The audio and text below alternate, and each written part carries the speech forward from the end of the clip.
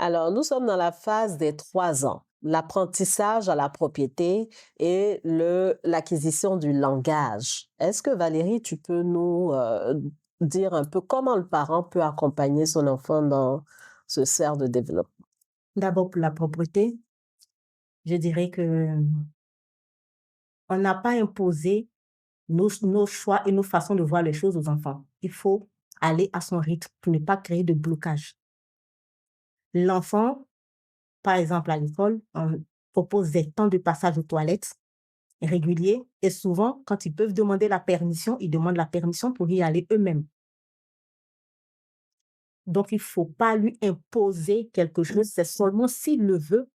Un enfant peut être en train de jouer, puis juste parce qu'il est absorbé par le jeu, n'a pas envie d'arrêter ce qu'il fait pour aller aux toilettes.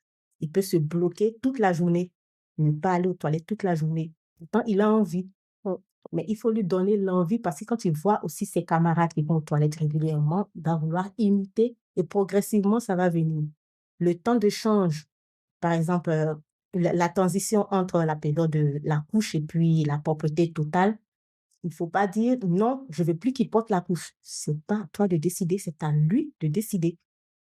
Quand il ne voudra plus porter la couche, il ne la mettra plus et il y a des signes qui vont venir avant.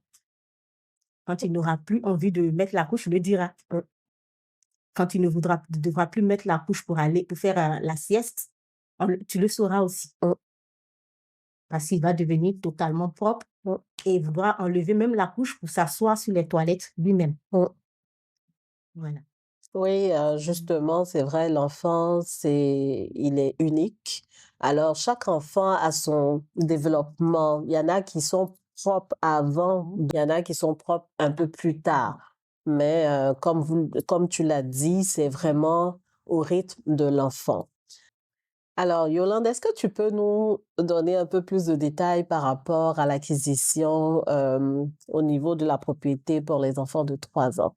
OK, merci. Ce que je voulais rajouter à ce que Valérie a dit, c'est d'instaurer aussi, des routines de Mm, passage aux toilettes aussi à la mm, maison. Parce qu'à l'école, déjà, ça se fait. mm. Donc, il faut aller de manière progressive. Faut pas brusquer l'enfant. Faut pas arrêter, la couche tout d'un coup ou bien amener l'enfant à ne pas faire pipi sur lui parce que c'est en fonction de ses besoins physiologiques. Mm. Voilà. Il ne maîtrise pas encore certaines choses. Donc, il faut l'amener progressivement. Et puis, il faut échanger aussi avec l'enfant.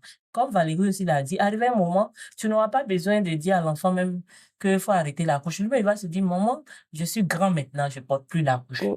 Voilà. Parce que ça va se faire avec, du tact, de la manière, tout doucement, progressivement, pour que l'enfant avec vos échanges, arrive à comprendre qu'il est maintenant à mesure de faire pipi seul, Mm, mm, de se déshabiller, de se déboutonner. mm.